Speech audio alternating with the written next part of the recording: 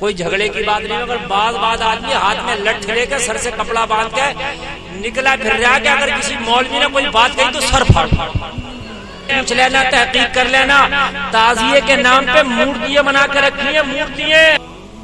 बहुत सी जगहों पे देखा गया कि मस्जिदें वीरान पड़ी हैं, मस्जिदों में काइयां जमी पड़ी हैं, जाले जमे पड़े हैं, समझ रहे हैं आप, और ताजिया 2 लाख का बना रहे हैं।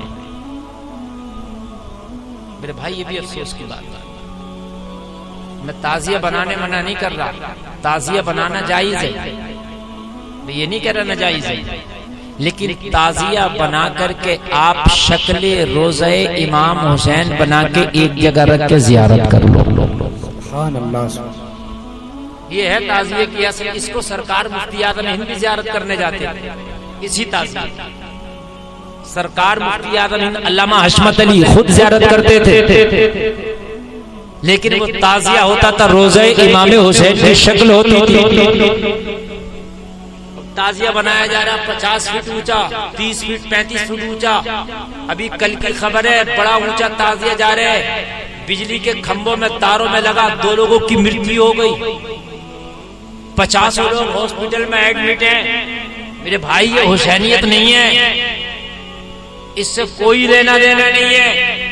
हाँ ताजिया ठीक है, आपने बनाया भाई जियारत के लिए बना के रख लो, जियारत करो और उसको फिर छिपा कर रख दो सही तरीके से। अगले साल नया बनाने की जरूरत नहीं है, फिर उसी को निकालो, फिर उसकी जियारत कर लो। है कि नहीं, उसको रख दो छिपा कर, हर साल उसको तोड़ते हैं, फिर हर साल फिर दोबारा बनाया जाता है। इसराफ है, पैसा दोबारा फिर खर्च हो रहा। हाँ जो उसमें कमी हो जाए, जो बोसीदगी उसमें आ जाए, उसको रिपेयर कर लिया जाए। बात समझ में आ रही है कि नहीं? उसको दोबारा से रिपेयर कर लो, कोई झगड़े की बात नहीं। मगर बात आदमी हाथ में लठ लेकर सर से कपड़ा बांध के निकला फिर रहा कि अगर किसी मौलवी ने कोई बात कही तो सर फाड़। हकीकत बता रहा हूं मैं कि सर फाड़ दूंगा। मेरे भाई मौलवी अपने घर से नहीं कहता, मौलवी की जो बात है समझा करो। मौलवी जो कह रहा है वो शरीयत की बात कह रहा है। और मेरे भाई मेरी बात गलत नहीं है, अभी हल्द्वानी की खबरें ज्यादा दूर नहीं है, पूछ लेना, तहकीक कर लेना। ताजिए के नाम पे मूर्तियां बना के रखी है, मूर्तियां लगी नहीं रहा है कि ये मुहर्रम शरीफ है, ऐसी मूर्ति बना करके रखी है। ऐसा लगता है कि हम किसी खैर की इबादत में आ गए हो। अगर उलमा इस पे छूट दे दे तो शायद घर घर मूर्ति बनाना शुरू कर देंगे। घर घर मूर्ति बनी है बाज़ाब्ता तौर से। अब वो पता नहीं अल्लाह जाने किसकी मूर्ति है, लेडीज मूर्ति है वो। मेरे पास है मोबाइल में, कोई कहे तो मैं दिखा सकता हूँ। अभी 6-7 तस्वीरें हैं मेरे पास हल्द्वानी की। बताइए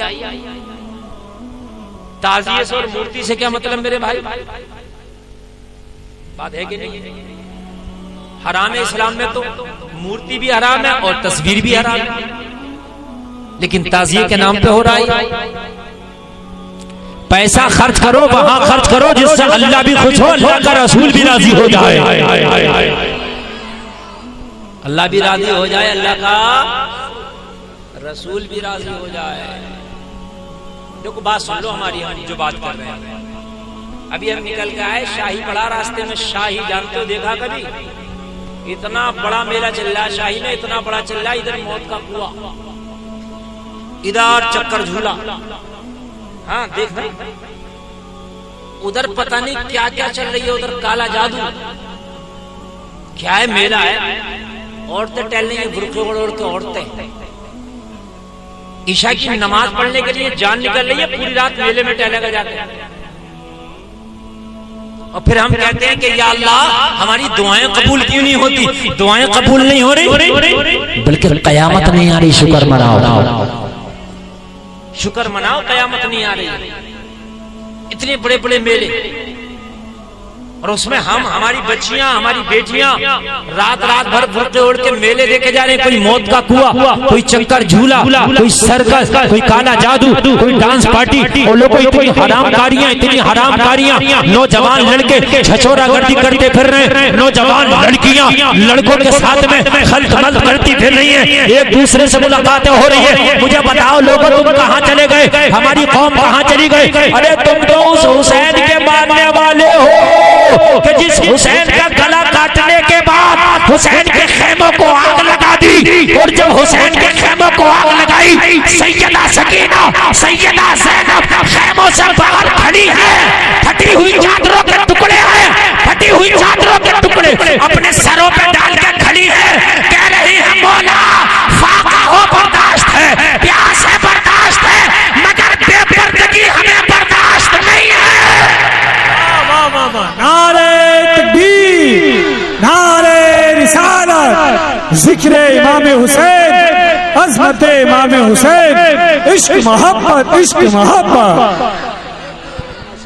आप तो उस हुसैन के चाहने वाले हो, आपने तो उस हुसैन कहाँ जा रहे हैं? हाँ जल्दी आओ।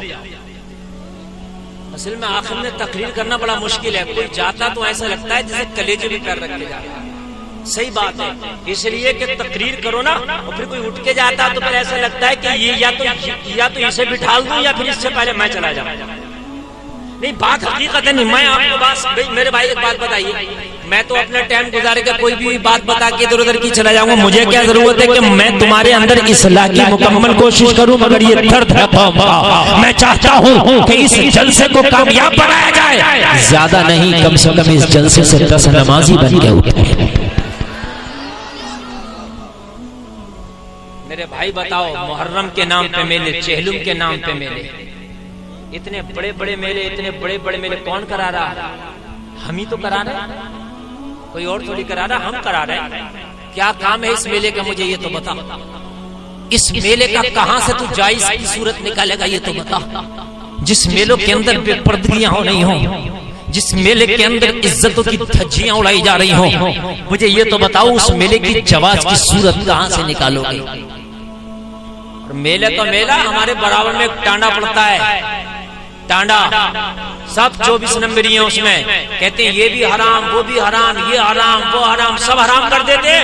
और इतनी बड़ी ईद का मेला लगाते हैं, जो ईद होती है ना, ये छोटी ईद, ईद उल फित्र, इतना बड़ा मेला लगाते हैं कि 3 दिन तक इतनी गुंडागर्दी शायद उस टांडे में पूरे साल में ना होती है जो 3 दिन में गुंडागर्दियां हो जाती है। कौन करा रहा है?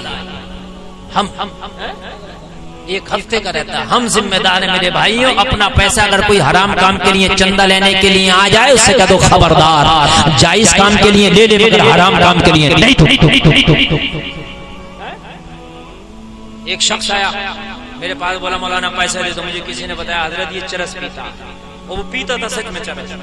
चरस पीने वाले बहुत मांगते हैं। मैंने कहा बाबा क्या करोगे? बोले जरूरत है, खाऊंगा। मैंने कहा खाना तुम चाहे बिरयानी खा लो, मुर्ग मुसल्लम खा लो, जो दिल चाहे खा लो, पैसा नहीं देना। चूंकि चरस पी लेता, मुझे पता है। खाना 500 रुपए का खा लो, उसने खाया, खिलाया। जहां तेरा पैसा हराम जगह जा रहा, गलत जगह जा रहा, ना दे। मरने के बाद इस पैसे का भी हिसाब होना। तूने कहां कहां दिया था? अपने बच्चों को भी पैसा दो। अगर तुम अमीर हो, मालदार हो, अच्छी बात है, अमीर हो, सुभान अल्लाह, मगर अपने बेटों को, बच्चों को पैसा दे के ऐसा न किया करो कि उसका हिसाब नहीं लिया। बच्चों को पैसा दो, उसका हिसाब लो। कहीं तेरा बच्चा नाजायज जगह तो उसे खर्च नहीं करना। ऐसे ही बयान सुनने के लिए अगर आप हमारे चैनल पर पहली बार आए हैं तो चैनल को ज़रूर सब्सक्राइब करें।